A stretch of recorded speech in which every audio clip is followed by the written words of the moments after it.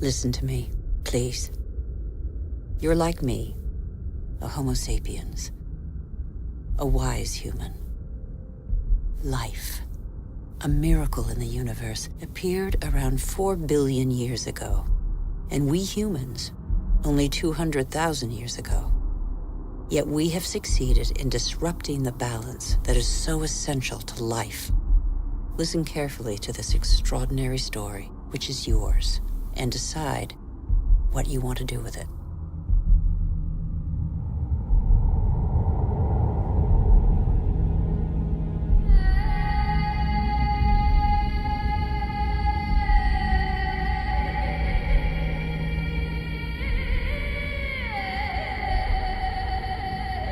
These are traces of our origins.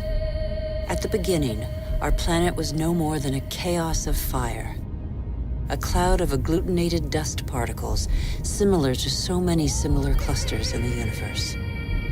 Yet this was where the miracle of life occurred.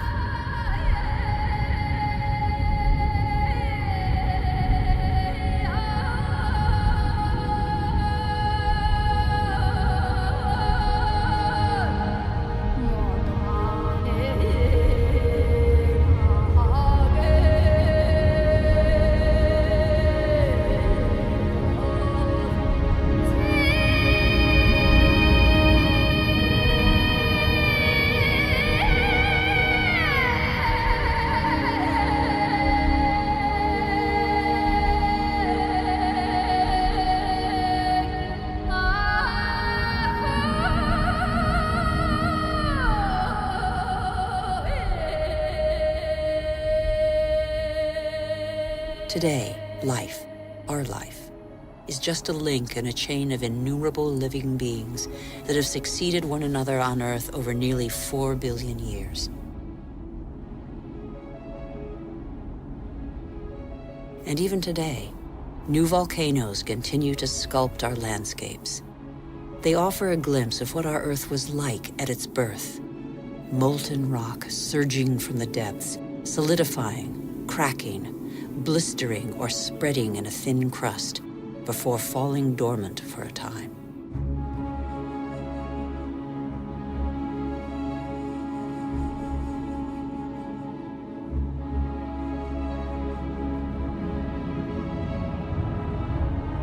These wreaths of smoke curling from the bowels of the Earth bear witness to the Earth's original atmosphere, an atmosphere devoid of oxygen. A dense atmosphere, thick with water vapor, full of carbon dioxide. A furnace.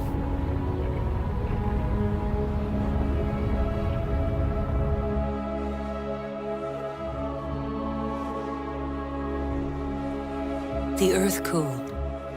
The water vapor condensed and fell in torrential downpours. At the right distance from the sun, not too far, not too near, the Earth's perfect balance enabled it to conserve water in liquid form. The water cut channels. They are like the veins of a body, the branches of a tree, the vessels of the sap that the water gave to the Earth.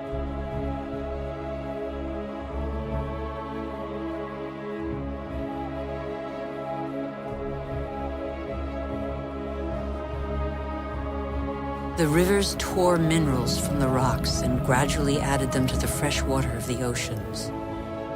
And the oceans became heavy with salt.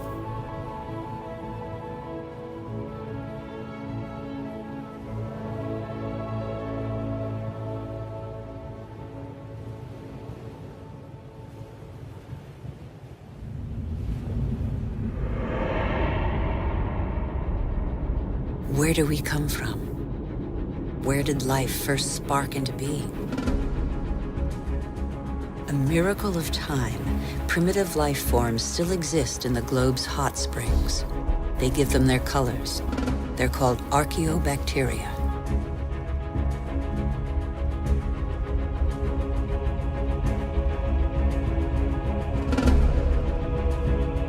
They all feed off the Earth's heat, all except the cyanobacteria, or blue-green algae. They alone have the capacity to turn to the sun to capture its energy.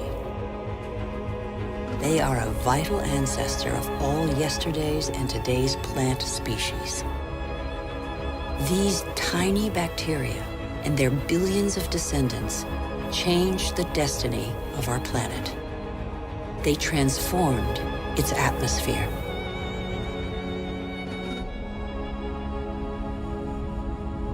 What happened to the carbon that poisoned the atmosphere?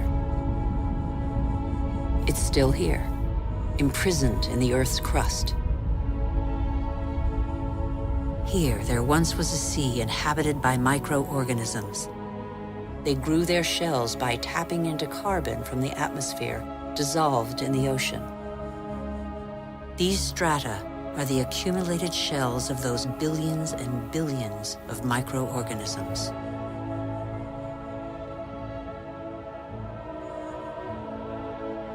Thanks to them, the carbon drained from the atmosphere and other life forms could develop.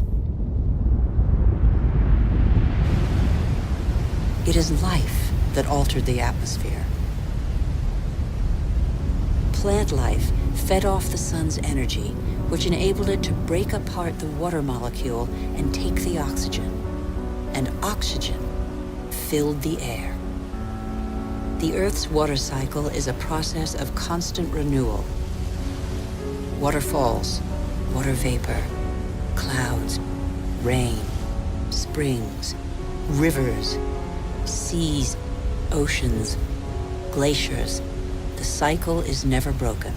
There's always the same quantity of water on Earth. All the successive species on Earth have drunk the same water. The astonishing matter that is water, one of the most unstable of all. It takes a liquid form as running water, gaseous as vapor, or solid as ice.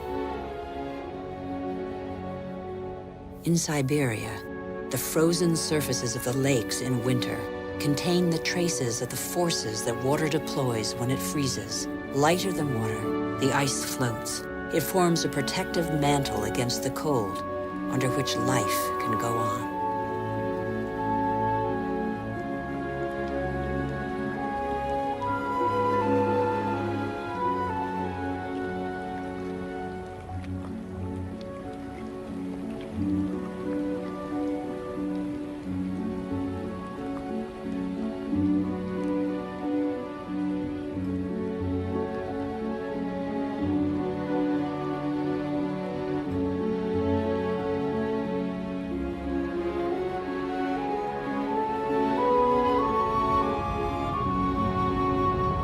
The engine of life is linkage. Everything is linked. Nothing is self-sufficient. Water and air are inseparable, united in life and for our life on Earth. Sharing is everything.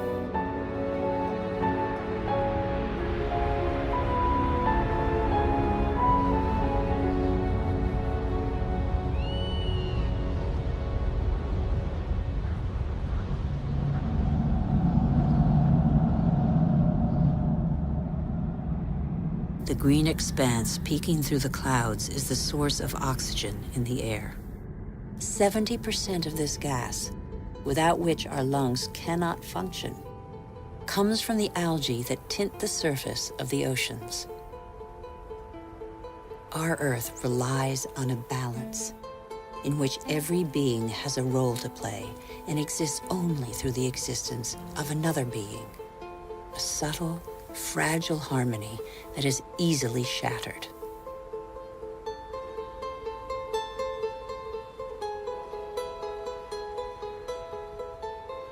Thus, corals are born from the marriage of algae and shells.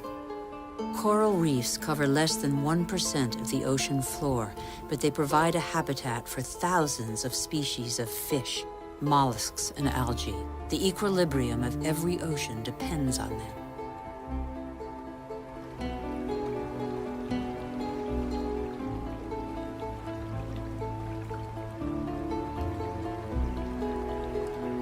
The Earth counts time in billions of years. It took more than 4 billion years for it to make trees. In the chain of species, trees are a pinnacle, a perfect living sculpture. Trees defy gravity. They are the only natural element in perpetual movement toward the sky. They grow unhurriedly toward the sun that nourishes their foliage.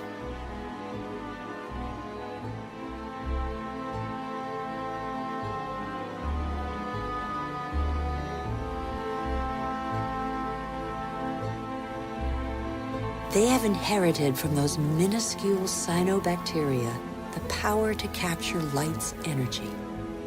They store it and feed off it, turning it into wood and leaves, which then decompose into a mixture of water, mineral, vegetable, and living matter.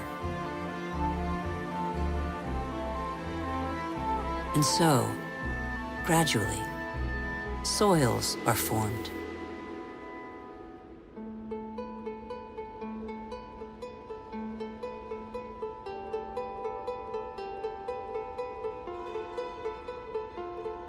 Soils teem with the incessant activity of microorganisms feeding, digging, aerating, and transforming. They make the humus, the fertile layer to which all life on land is linked.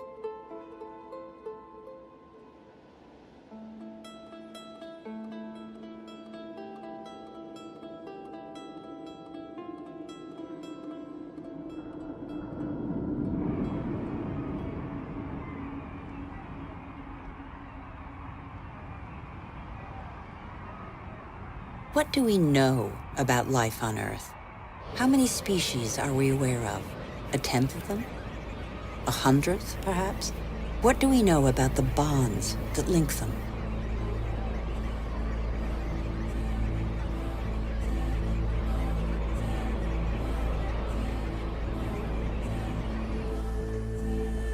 The Earth is a miracle. Life remains a mystery.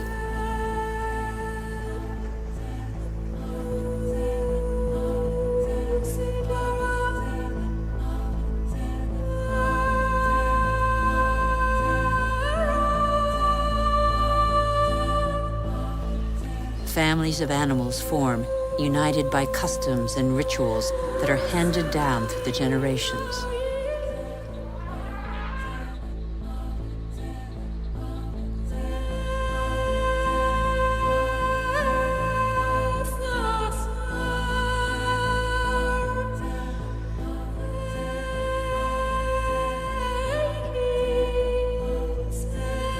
Some adapt to the nature of their pasture, and their pasture adapts to them, and both gain. The animal sates its hunger, and the tree can blossom again.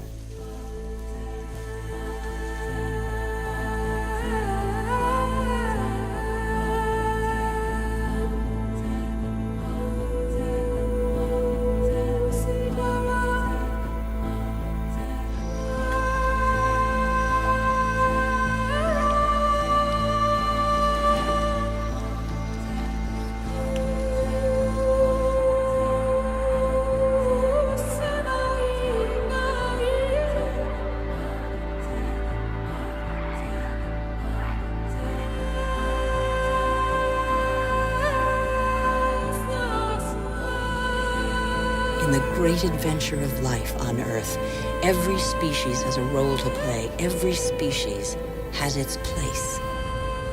None is futile or harmful. They all balance out.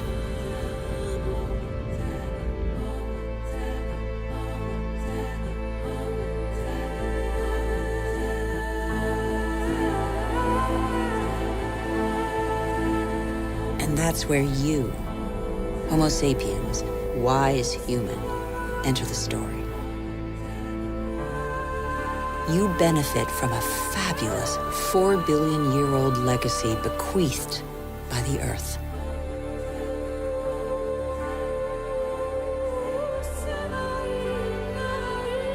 You're only 200,000 years old, but you have changed the face of the world. despite your vulnerability, you have taken possession of every habitat and conquered swaths of territory like no other species before you.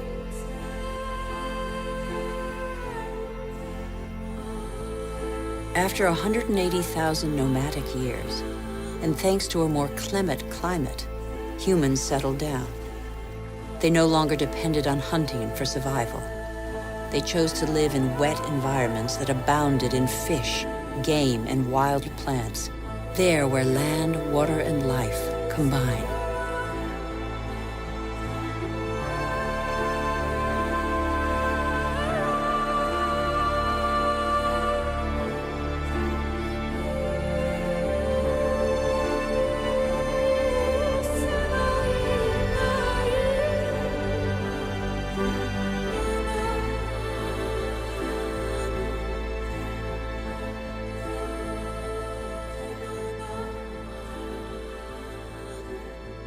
Even today, the majority of humankind lives on the continent's coastlines or the banks of rivers and lakes.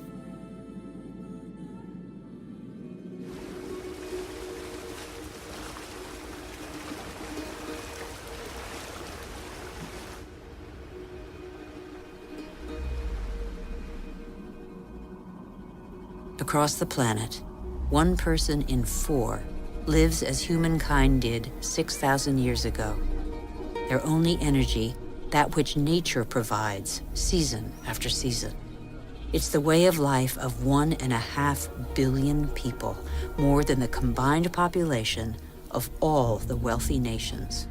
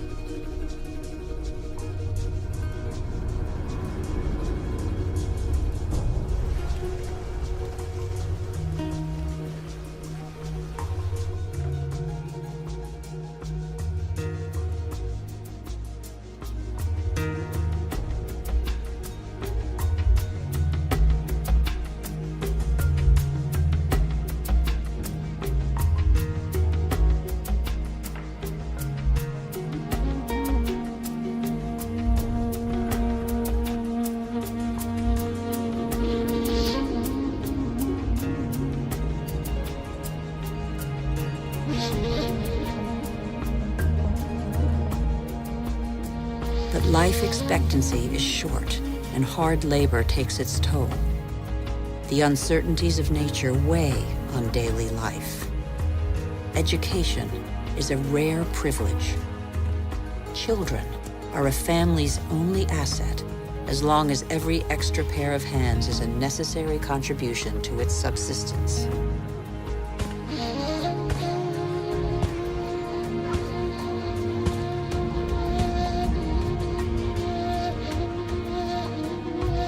Humanity's genius is to have always had a sense of its weakness.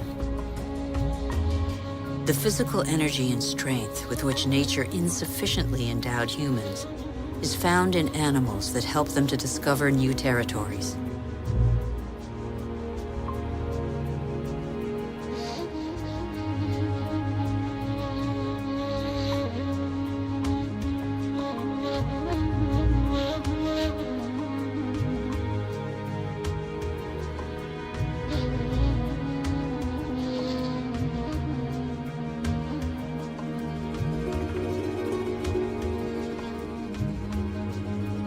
But how can you conquer the world on an empty stomach? The invention of agriculture turned our history on end. It was less than 10,000 years ago. Agriculture was our first great revolution.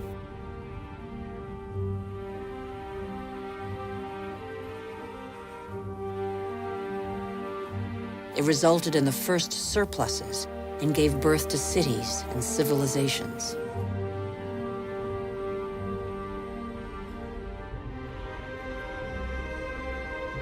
The memory of thousands of years scrabbling for food faded. Having made grain the yeast of life, We multiplied the number of varieties and learned to adapt them to our soils and climates.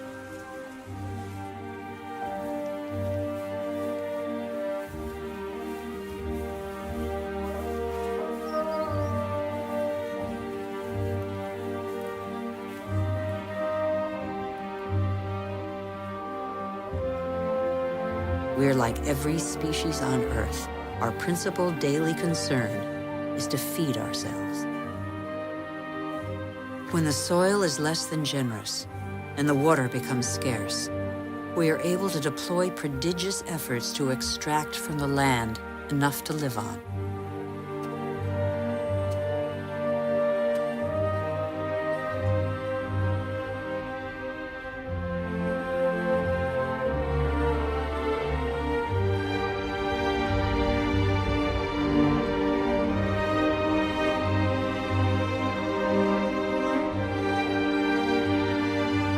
Humans shape the land with the patience and devotion that the earth demands in an almost sacrificial ritual performed over and over.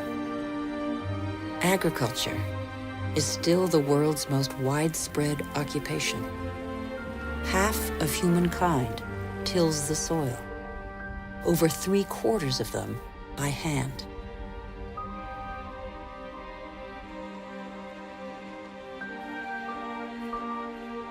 Agriculture is like a tradition handed down from generation to generation in sweat, graft, and toil, because for humanity, it is a prerequisite of survival.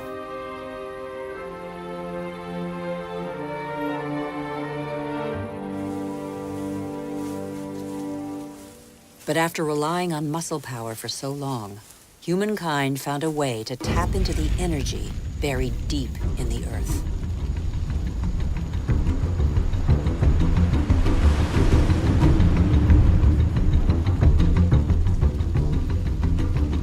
These flames are also from plants, a pocket of sunlight, pure energy, the energy of the sun, captured over millions of years by millions of plants more than 100 million years ago.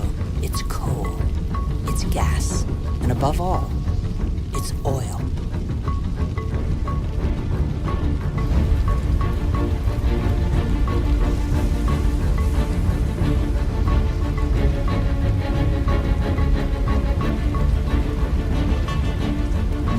This pocket of sunlight freed humans from their toil on the land. With oil began the era of humans who break free of the shackles of time. With oil, some of us acquired unprecedented comforts, and in 50 years, in a single lifetime, the Earth has been more radically changed than by all previous generations of humanity.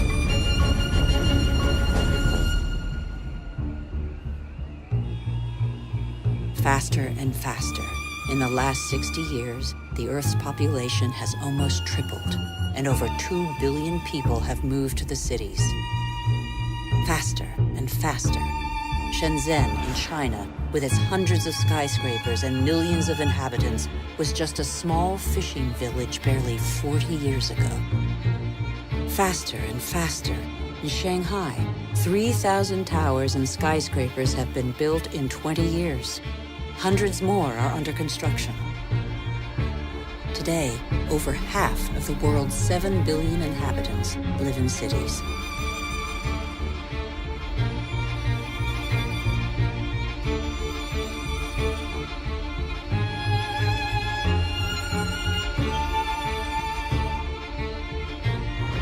New York, the world's first megalopolis, is the symbol of the exploitation of the energy the Earth supplies to human genius. The manpower of millions of immigrants, the energy of coal, the unbridled power of oil.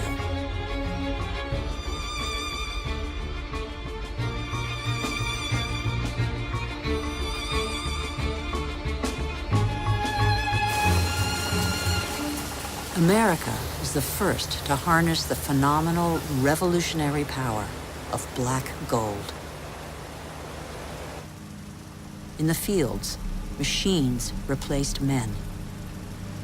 a liter of oil generates as much energy as 100 pairs of hands in 24 hours. In the United States, only 3 million farmers are left.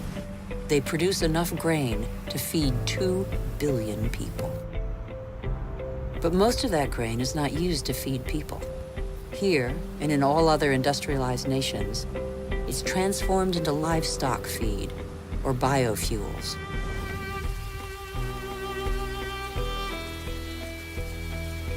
The pocket of sunshine's energy chased away the specter of drought that stalked farmland. No spring escapes the demands of agriculture, which accounts for 70% of humanity's water consumption. In nature, everything is linked. The expansion of cultivated land and single-crop farming encouraged the development of parasites. Pesticides, another gift of the petrochemical revolution, exterminated them. Bad harvests and famine became a distant memory. The biggest headache now was what to do with the surpluses engendered by modern agriculture. But toxic pesticides seeped into the air, soil, plants, animals, rivers, and oceans. They penetrated the heart of cells similar to the mother cell that is shared by all forms of life. Are they harmful to the humans that they released from hunger? These farmers, in their yellow protective suits, probably have a good idea.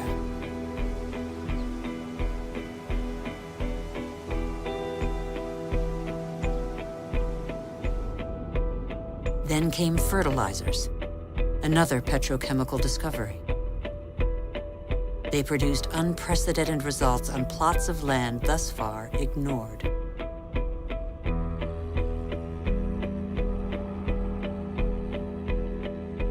Crops adapted to soils and climates gave way to the most productive varieties and the easiest to transport. And so, in the last century, 3/4 of the varieties developed by farmers over thousands of years have been wiped out.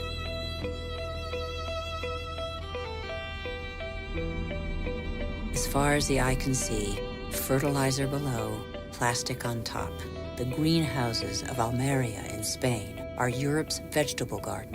A city of uniformly sized vegetables waits every day for the hundreds of trucks that will take them to the continent's supermarkets. The more a country develops, the more meat its inhabitants consume.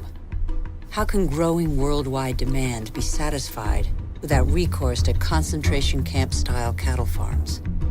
Faster and faster, like the life cycle of livestock which may never see a meadow.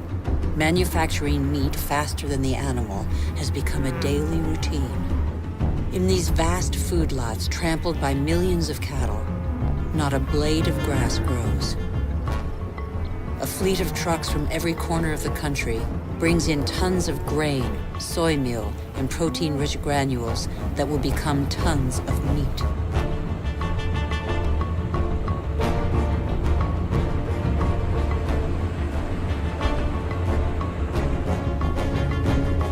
The result is that it takes 100 liters of water to produce 1 kilogram of potatoes, 4,000 liters for 1 kilo of rice, and 13,000 liters for 1 kilo of beef, not to mention the oil guzzled in the production process and transport.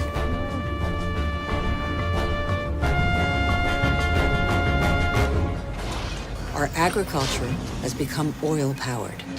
It feeds twice as many humans on Earth, but has replaced diversity with standardization. It has offered many of us comforts we could only dream of, but it makes our way of life totally dependent on oil. This is the new measure of time. Our world's clock now beats to the rhythm of these indefatigable machines tapping into the pocket of sunlight. The whole planet is attentive to these metronomes of our hopes and illusions. The same hopes and illusions that proliferate along with our needs, increasingly insatiable desires and profligacy. We know that the end of cheap oil is imminent, but we refuse to believe it. For many of us, the American dream is embodied by a legendary name, Los Angeles. In this city that stretches over 100 kilometers, the number of cars is almost equal to the number of inhabitants. Here, energy puts on a fantastic show every night.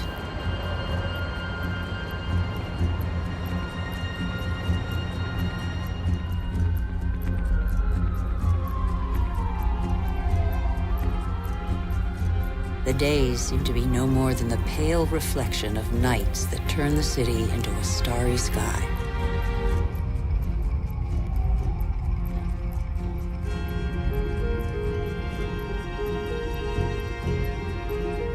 Faster and faster. Distances are no longer counted in miles, but in minutes. The automobile shapes new suburbs where every home is a castle, a safe distance from the asphyxiated city centers, and where neat rows of houses huddle round dead-end streets. The model of a lucky few countries has become a universal dream preached by televisions all over the world. Even here in Beijing, it is cloned, copied, and reproduced in these formatted houses that have wiped pagodas off the map.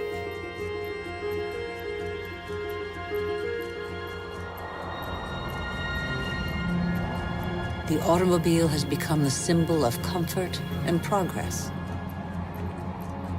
If this model were followed by every society, the planet wouldn't have 900 million vehicles as it does today, but 5 billion. Faster and faster. The more the world develops, the greater its thirst for energy. Everywhere, machines dig, bore, and rip from the earth the pieces of stars buried in its depths since its creation. Minerals.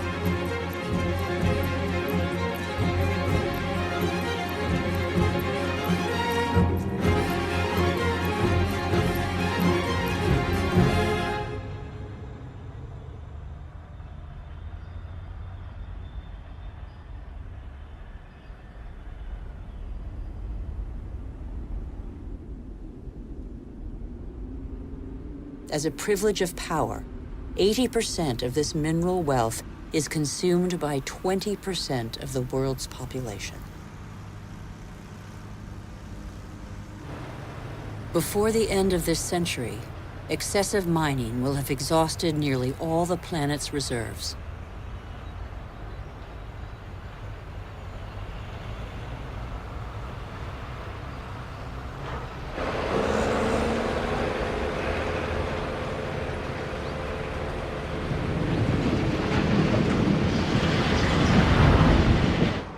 Faster and faster.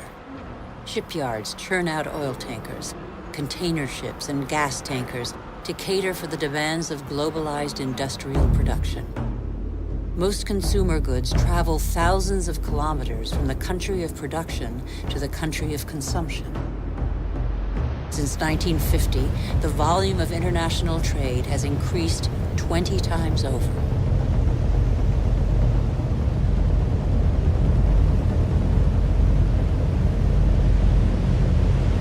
90% of trade goes by sea. 500 million containers are transported every year, headed for the world's major hubs of consumption, such as Dubai.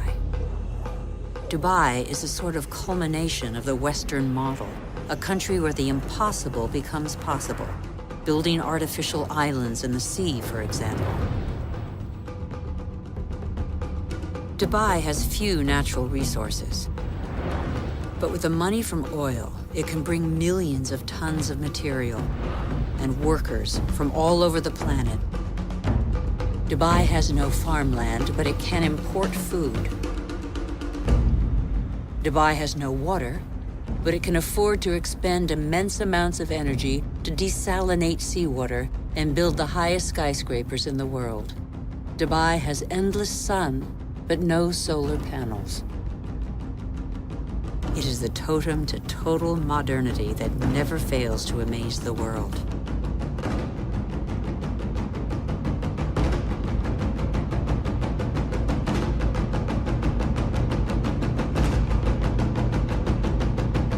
Dubai is like the new beacon for all the world's money.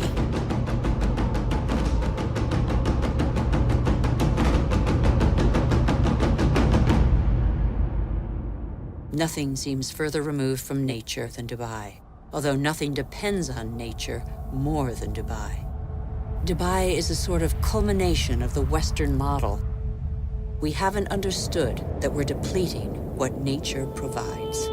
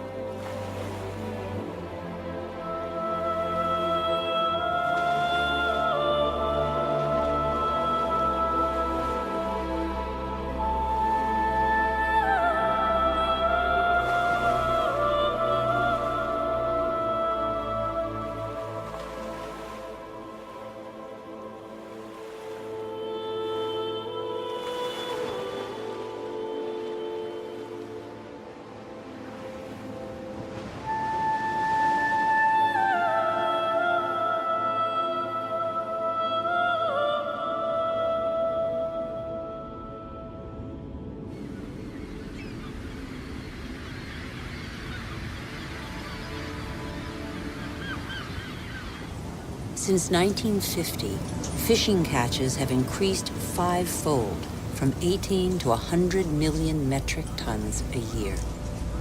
Thousands of factory ships are emptying the oceans. 3/4 of fishing grounds are exhausted, depleted, or in danger of being so. Most large fish have been fished out of existence since they have no time to reproduce.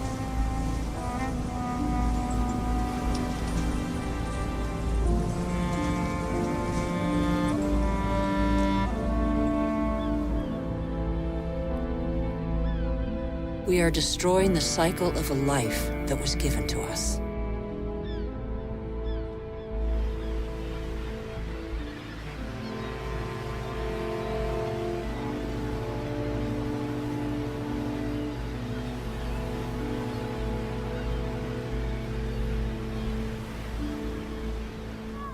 At the current rate, all fish stocks are threatened with exhaustion. Fish is the staple diet of 1 in 5 humans.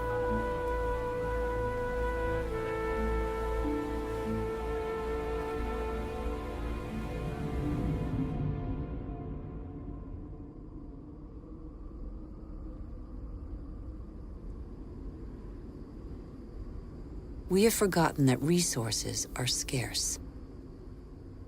500 million humans live in the world's desert lands, more than the combined population of Europe. They know the value of water. They know how to use it sparingly. Here, they depend on wells replenished by fossil water, which accumulated underground in the days when it rained on these deserts, 25,000 years ago.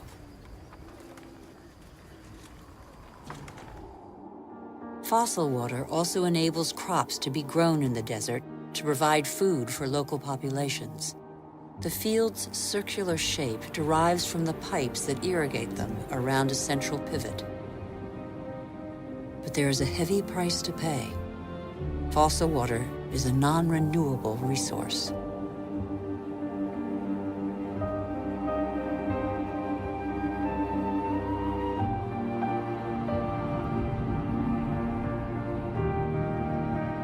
In Saudi Arabia, the dream of industrial farming in the desert has faded. As if on a parchment map, the light spots on this patchwork show abandoned plots. The irrigation equipment is still there, the energy to pump water also. But the fossil water reserves are severely depleted.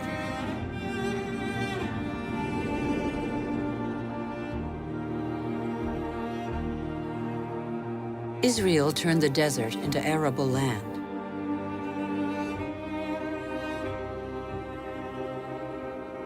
Even though these hothouses are now irrigated drop by drop, water consumption continues to increase along with exports.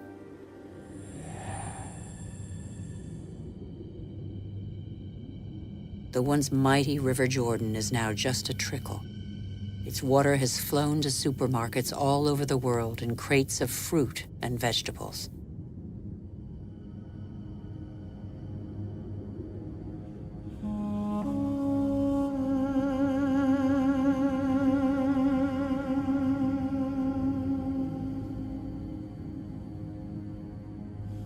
The Jordan's fate is not unique. Across the planet, one major river in 10 no longer flows into the sea for several months of the year.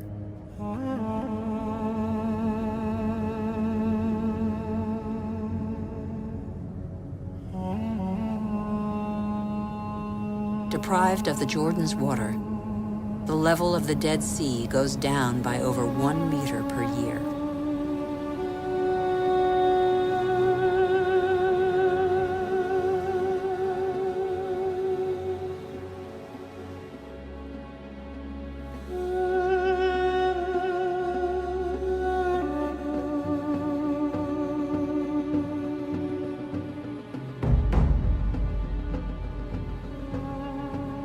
India risks being the country that suffers most from the lack of water in the coming century. Massive irrigation has fed the growing population, and in the last 50 years, 21 million wells have been dug. In many parts of the country, the drill has to sink ever deeper to hit water. In western India, 30% of wells have been abandoned. The underground aquifers are drying out. Vast reservoirs will catch the monsoon rains to replenish the aquifers. In dry season, women from local villages dig them with their bare hands.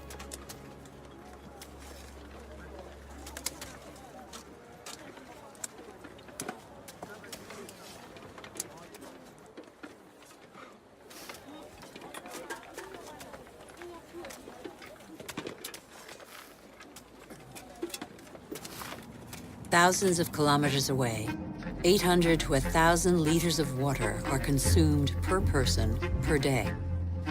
Las Vegas was built out of the desert. Millions of people live there. Thousands more arrive every month. The inhabitants of Las Vegas are among the biggest consumers of water in the world.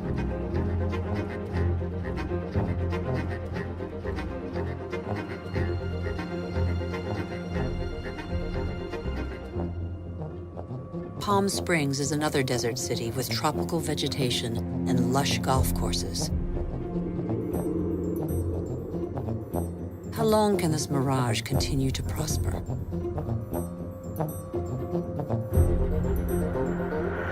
The Earth cannot keep up. The Colorado River, which brings water to these cities, is one of those rivers that no longer reaches the sea. Water levels in the catchment lakes along its course are plummeting.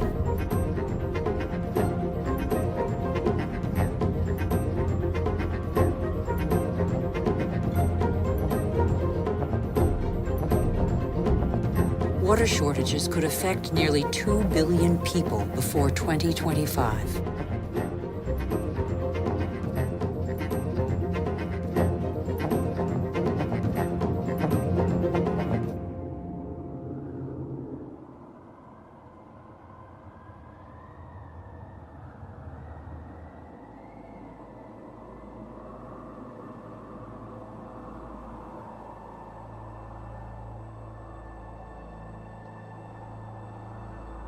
The wetlands represent 6% of the surface of the planet.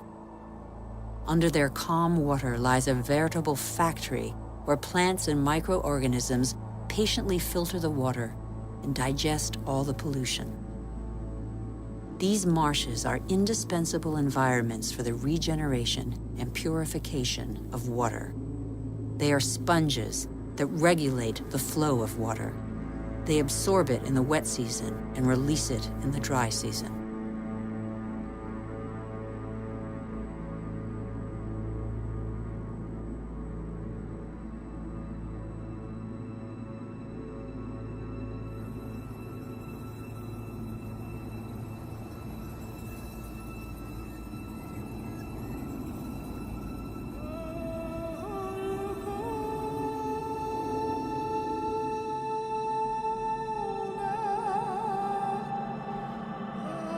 In our race to conquer more land, we have reclaimed them as pasture for our livestock, or as land for agriculture or building. In the last century, half of the world's marshes were drained. We know neither their richness nor their role.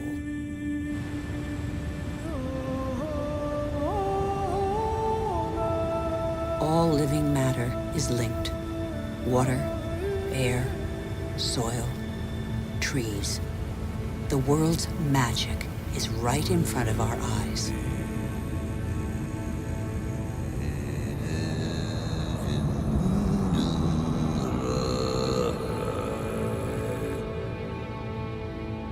Trees breathe groundwater into the atmosphere as light mist.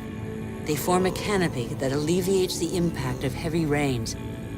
The forests provide the humidity that is necessary for life. They store carbon, containing more than all the Earth's atmosphere. They are the cornerstone of the climactic balance on which we all depend.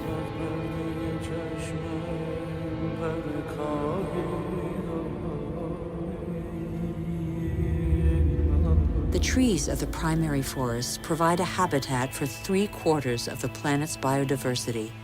That's to say, of all life on Earth.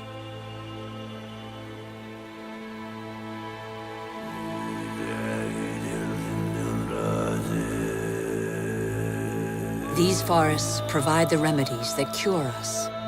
The substances secreted by these plants can be recognized by our bodies. Our cells talk the same language. We are of the same family.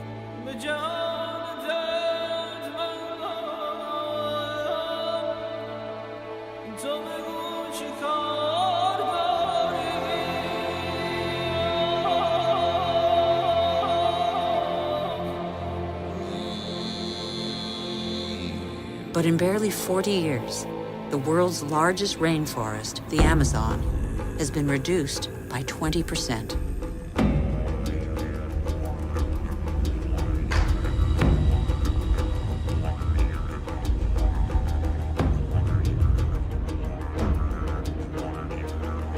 The forest gives way to cattle ranches or soybean farms. 95% of these soybeans are used to feed livestock and poultry in Europe and Asia. And so, a forest is turned into meat.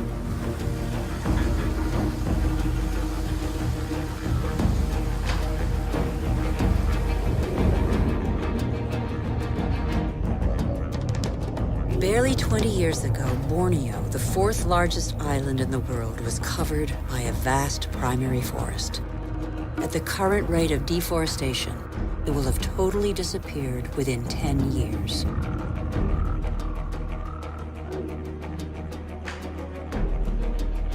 Living matter bonds water, air, earth, and the sun. In Borneo, this bond has been broken in what was one of the Earth's greatest reservoirs of biodiversity.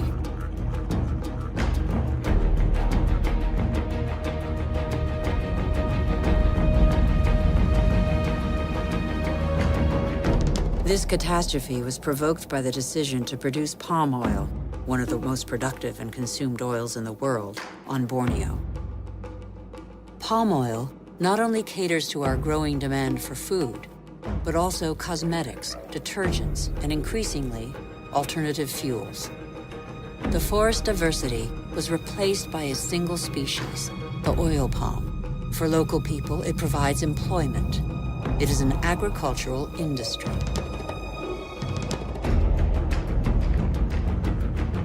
Another example of massive deforestation is the eucalyptus. Eucalyptus is used to make paper pulp. Plantations are growing as demand for paper has increased 5-fold in 50 years. One forest does not replace another forest. At the foot of these eucalyptus trees, nothing grows because their leaves form a bed that is toxic for most other plants. They grow quickly, but exhaust water reserves. Soybeans, palm oil, eucalyptus trees. Deforestation destroys the essential to produce the superfluous. But elsewhere, deforestation is a last resort to survive.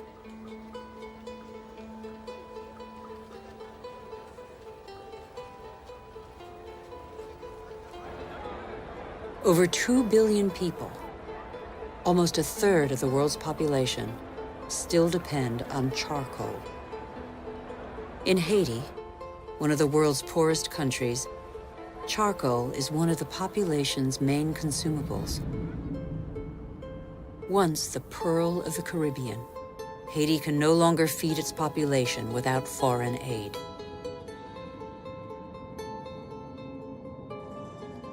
On the hills of Haiti, only 2% of the forests are left. Stripped bare, nothing holds the soils back.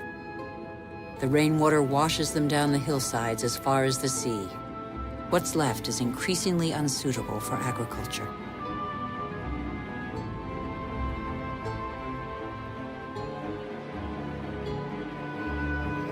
In some parts of Madagascar, the erosion is spectacular.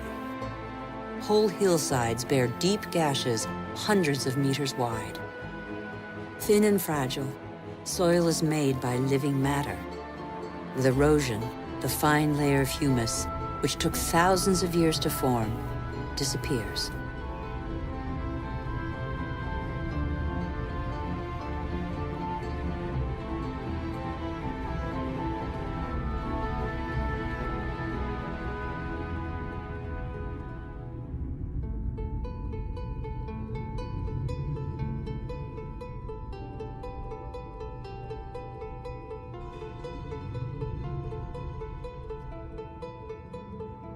Here's one theory of the story of the Rapa Nui, the inhabitants of Easter Island, that could perhaps give us pause for thought. Living on the most isolated island in the world, the Rapa Nui exploited their resources until there was nothing left. Their civilization did not survive. On these lands stood the highest palm trees in the world. They have disappeared. The Rapa Nui chopped them all down for lumber. They then had to face widespread soil erosion. The Rapa Nui could no longer go fishing. There were no trees to build canoes.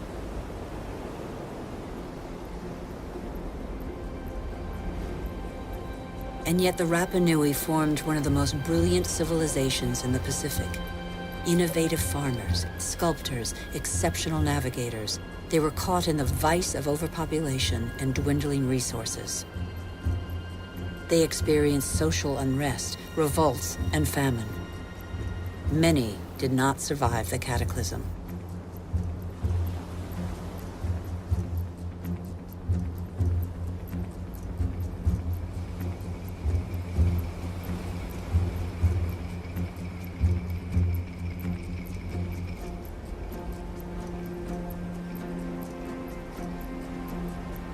The real mystery of Easter Island is not how its strange statues got there. We know now. It's why the Rapa Nui didn't react in time.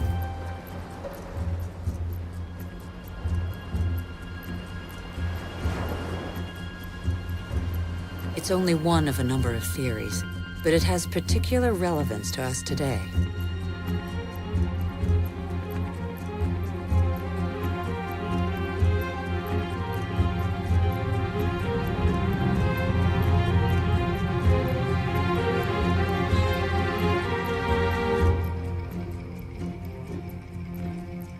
Since 1950, the world's population has almost tripled.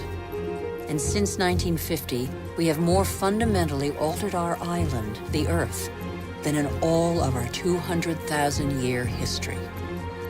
Nigeria is the biggest oil exporter in Africa, and yet 70% of the population lives under the poverty line. The wealth is there, but the country's inhabitants don't have access to it. The same is true all over the globe. Half the world's poor live in resource-rich countries.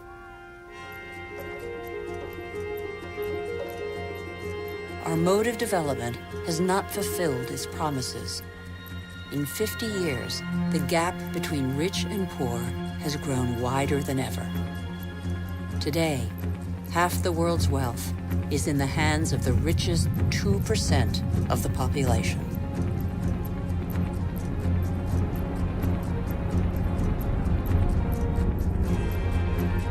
Can such disparities be maintained? They're the cause of population movements whose scale we have yet to fully realize. The city of Lagos had a population of 700,000 in 1960. That will rise to 16 million by 2025. Lagos is one of the fastest growing megalopolises in the world. The new arrivals are mostly farmers forced off the land for economic or demographic reasons, or because of diminishing resources. This is a radically new type of urban growth driven by the urge to survive rather than to prosper.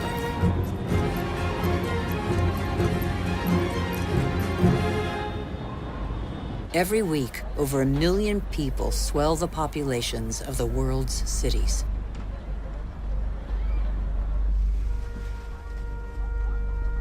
One human being in 6 now lives in a precarious, unhealthy, overpopulated environment without access to daily necessities such as water, sanitation, or electricity.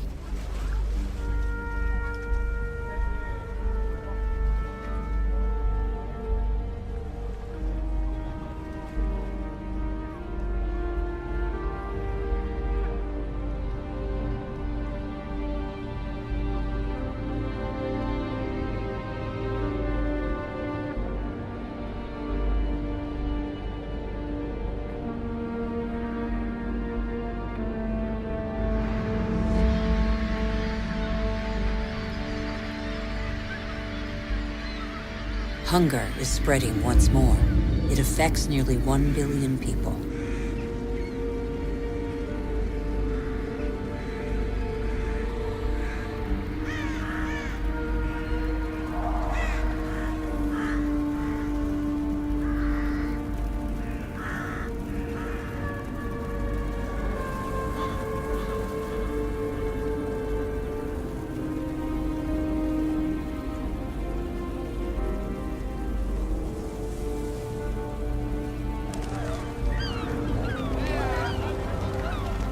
All over the planet, the poorest scrabble to survive on scraps, while we continue to dig for resources that we can no longer live without.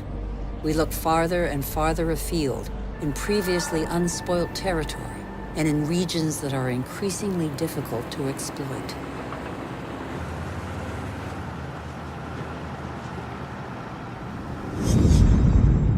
We're not changing our model. Oil might run out.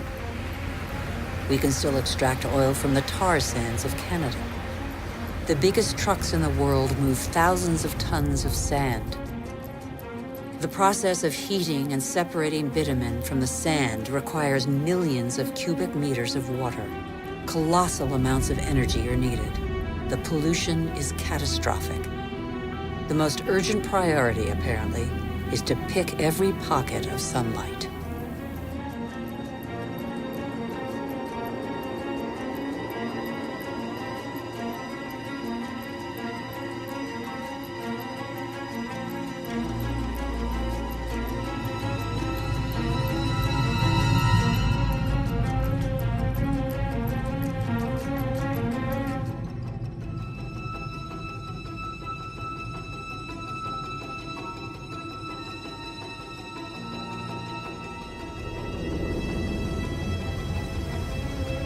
Our oil tankers are getting bigger and bigger.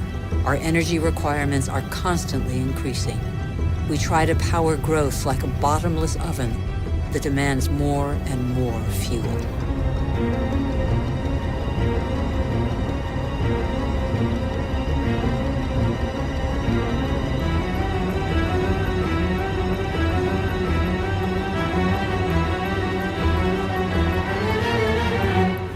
It's all about carbon.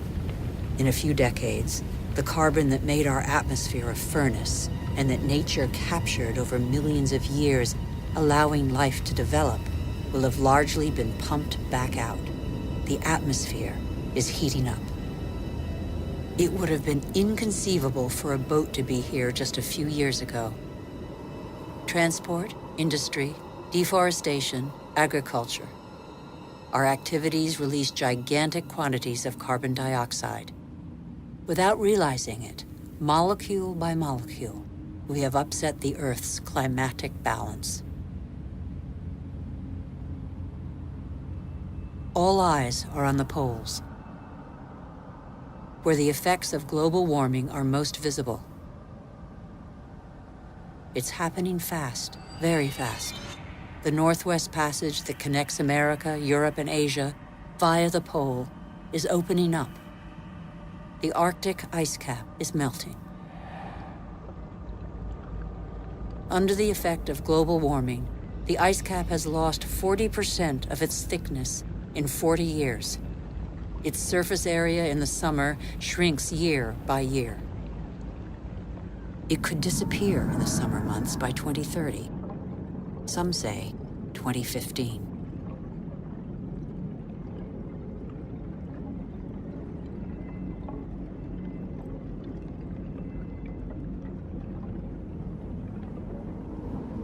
The sunbeams that the ice sheet previously reflected back now penetrate the dark water, heating it up. The warming process gathers pace.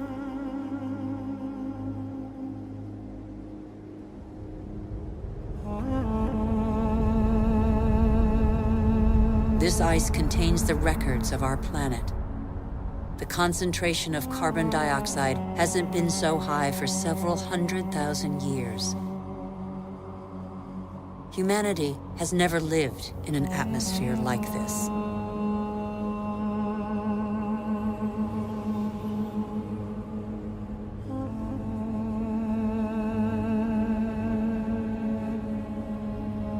Is excessive exploitation of our resources threatening the lives of every species? Climate change accentuates the threat. By 2050, a quarter of the Earth's species could be threatened with extinction. In these polar regions, the balance of nature has already been disrupted.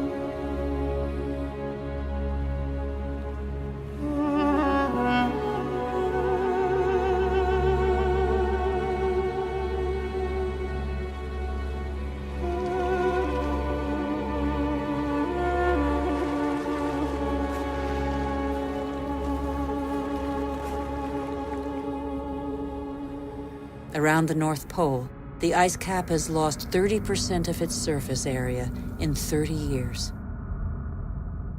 But as Greenland rapidly becomes warmer, the fresh water of a whole continent flows into the salt water of the oceans.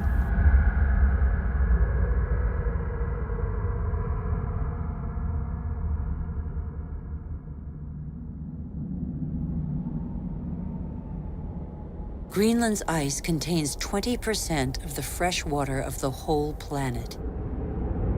If it melts, sea levels will rise by nearly 7 meters.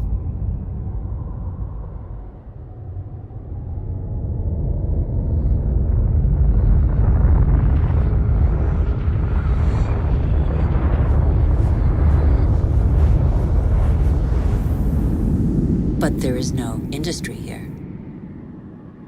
Greenland's ice sheet suffers from greenhouse gases emitted elsewhere on Earth. Our ecosystem doesn't have borders. Wherever we are, our actions have repercussions on the whole Earth. The atmosphere of our planet is an indivisible whole.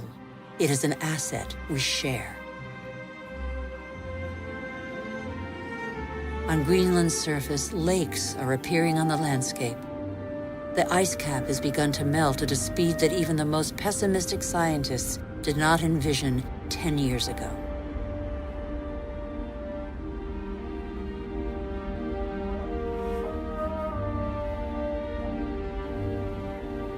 More and more of these glacier-fed rivers are merging together and burrowing through the surface. It was thought the water would freeze in the depths of the ice. On the contrary, it flows under the ice, carrying the ice sheet into the sea where it breaks into icebergs.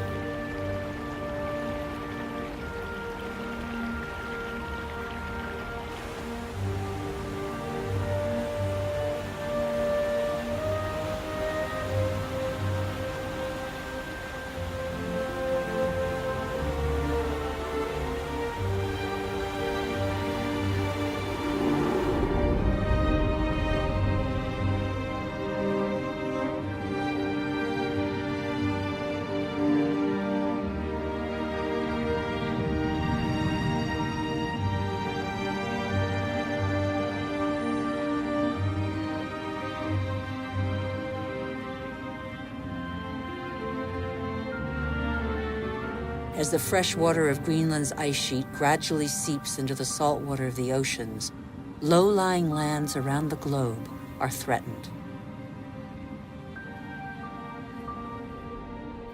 Sea levels are rising. Water expanding as it gets warmer caused, in the 20th century alone, a rise of 20 centimeters. Everything becomes unstable. Coral reefs, for example, are extremely sensitive to the slightest change in water temperature. 30% have disappeared. They are an essential link in the chain of species.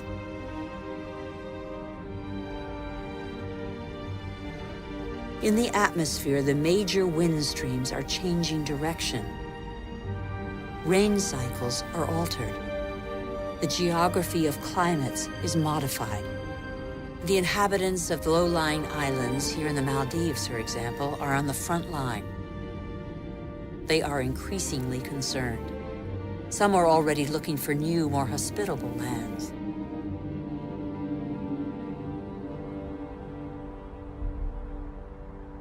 If sea levels continue to rise faster and faster, what will major cities like Tokyo, the world's most populous city, do? Every year, scientists' predictions become more and more alarming. 70% of the world's population lives on coastal plains.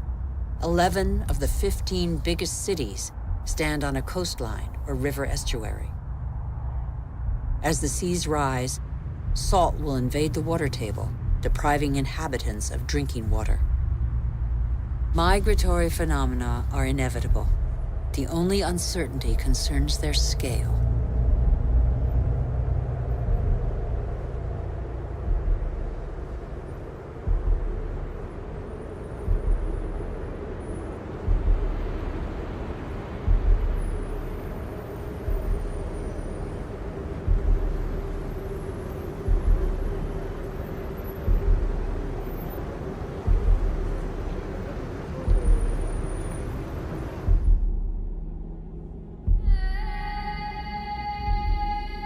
In Africa, Mount Kilimanjaro is unrecognizable.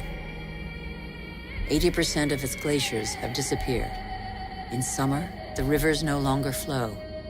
Local peoples are affected by the lack of water. Even on the world's highest peaks, in the heart of the Himalayas, eternal snows and glaciers are receding. Yet these glaciers play an essential role in the water cycle. They trap the water from the monsoons as ice and release it in the summer when the snow melts.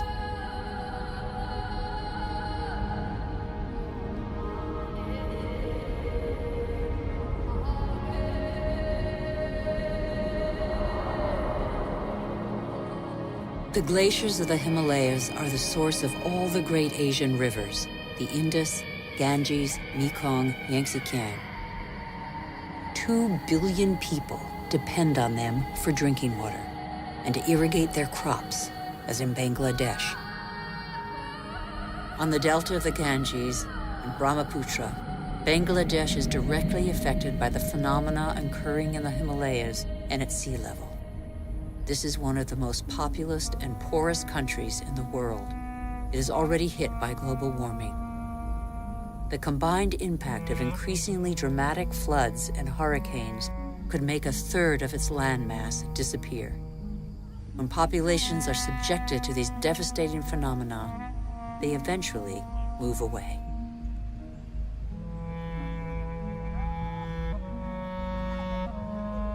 Wealthy countries will not be spared. Droughts are occurring all over the planet. In Australia, half of farmland is already affected.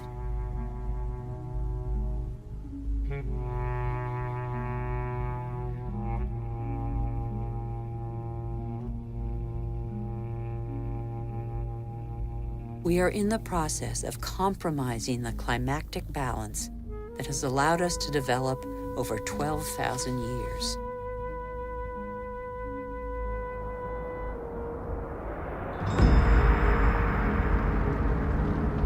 More and more wildfires encroach on major cities.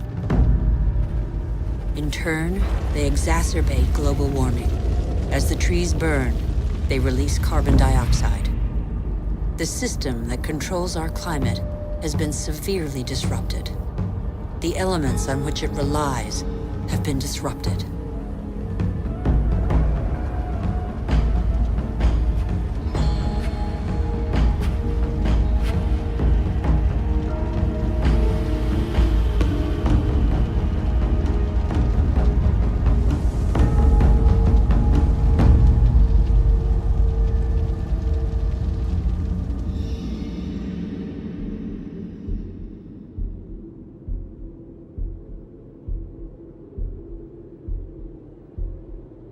The clock of climate change is ticking in these magnificent landscapes.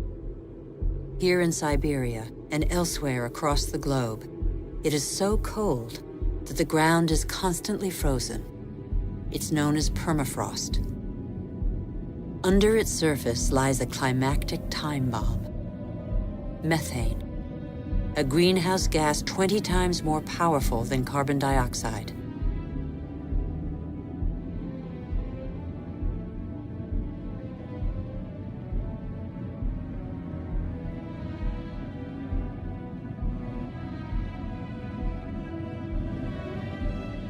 If the permafrost melts, the methane released would cause the greenhouse effect to race out of control with consequences no one can predict.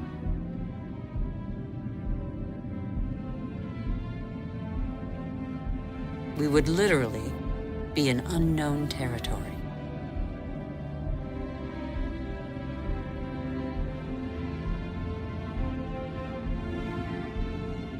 Humanity has no more than 10 years to reverse the trend and avoid crossing into this territory. Life on Earth as we have never known it.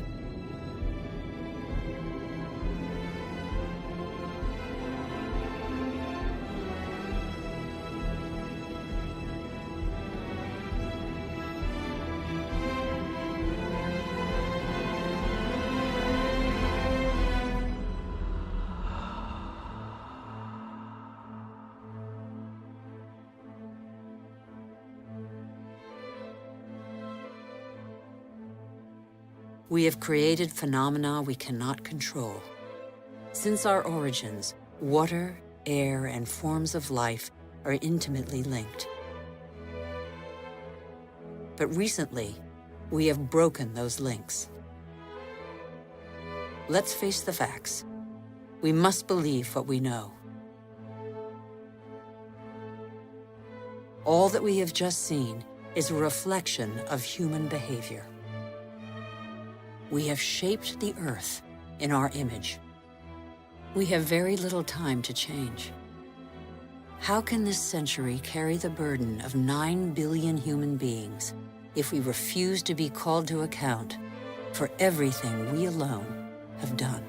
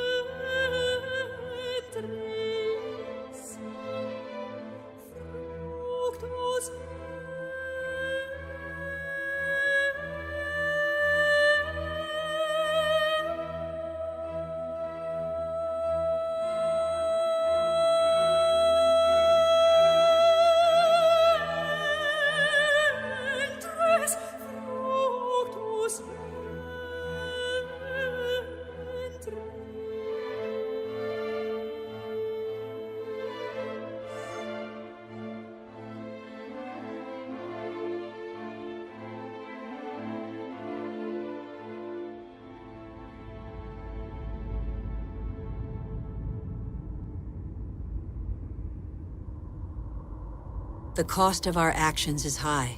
Others pay the price without having been actively involved.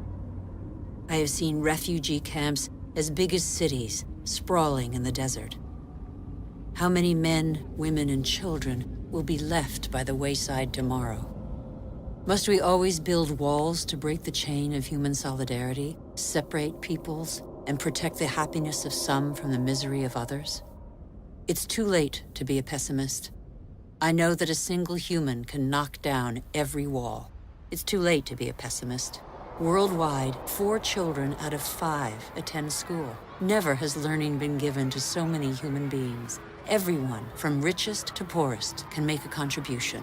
Lesotho, one of the world's poorest countries, is proportionally the one that invests most in its people's education.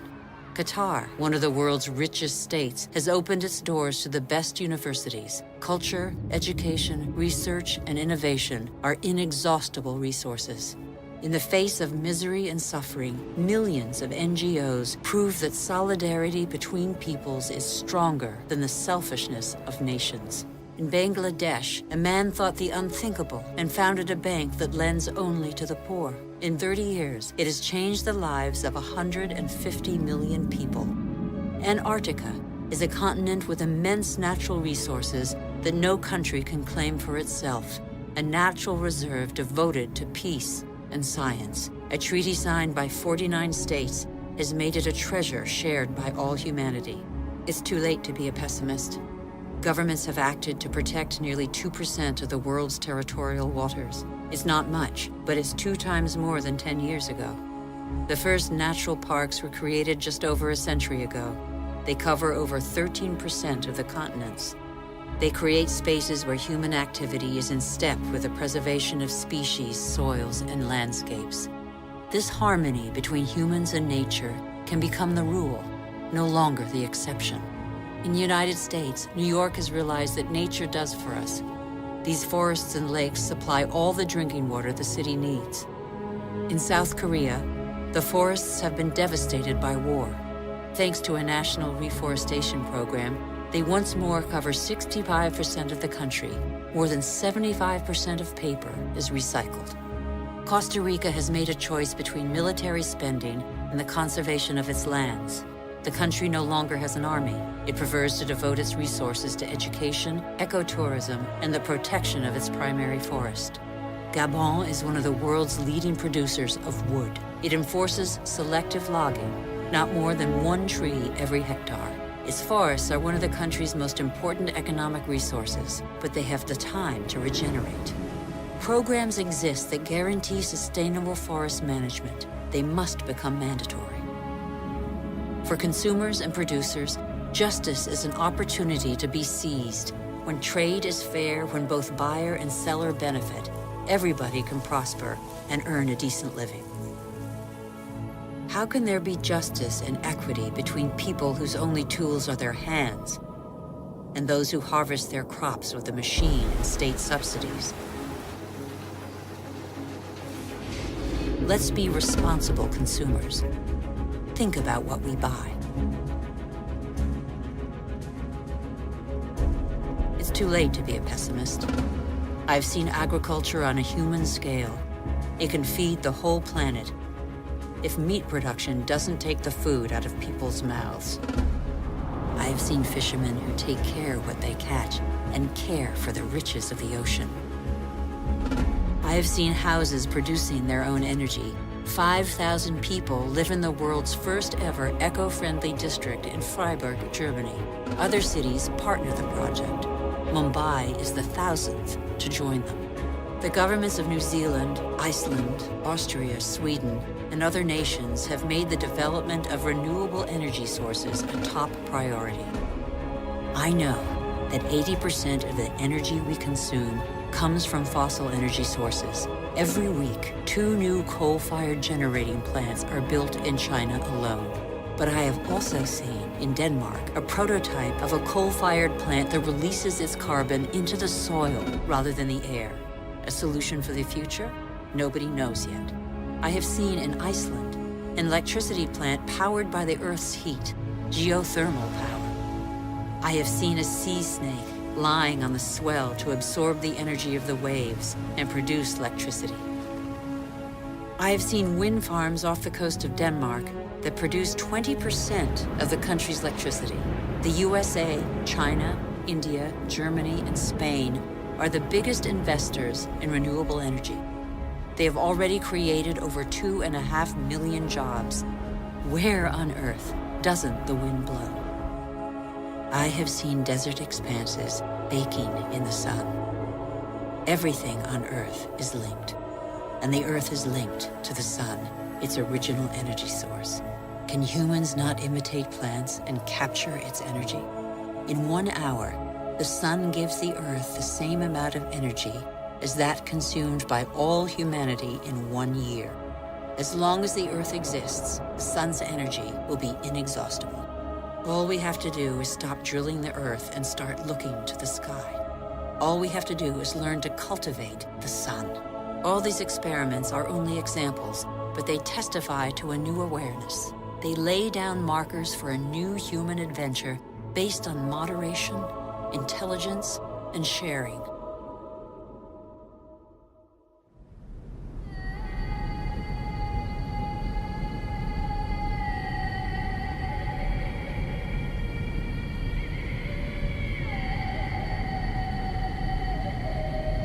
It's time to come together.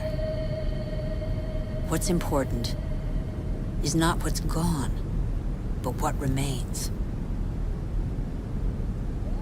We still have half the world's forests, thousands of rivers, lakes, and glaciers, and thousands of thriving species. We know that the solutions are there today. We all have the power to change. So what are we waiting for?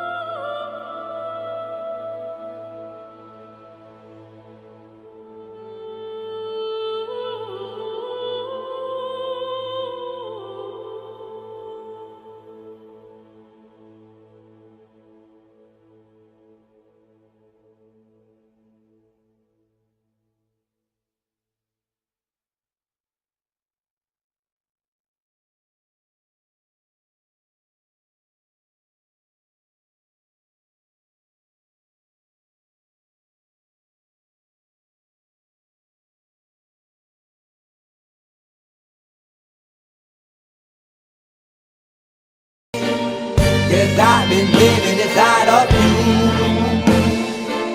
But I guess it's time I set me free, and there's nothing that you can do.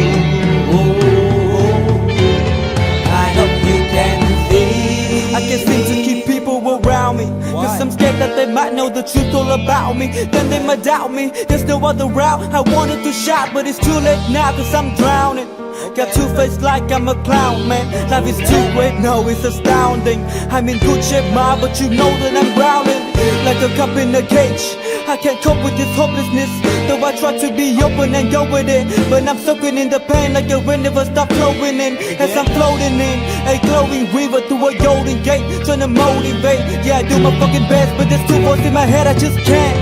I just fucking can't. Cause I've been living inside of you. But I guess it's time I set me free, and there's nothing that you can do. I hope you can see me, cause I've been living inside of you. But I guess it's time I set me free, and there's nothing that you can do. I hope you can see. Baby, what you wanting like this? You be fine, trust me, just in time to get along. No, leave me alone. Why, yes, can you see that you are alone, big? We're now sitting in our own throne, big. We need nobody, can you see it through? But it's not you who I should be listening to. Guess what, big? Nobody fucking needed you. No, ain't nobody fucking needed me. Yeah, they never needed us. Like when they nailed Jesus up, there's no fucking heaven, then they don't believe in us. But they my friend, I'm the only one that you can trust. Yeah, god damn it, you an idiot. Go online, be a slave for the media. And you forgot what your father said. Are you serious? Look at yourself, big. You fucking idiot. Cause I've been living inside of you. But I guess this time I set me free. Oh, I love this. I love There's this. nothing that you can do. But the guy is always I see. I hope you can see. Can you see it, baby? There's no one else. Cause I've been living inside of you. You have to accept it. But I guess this time I set me free, and there's nothing that you can do.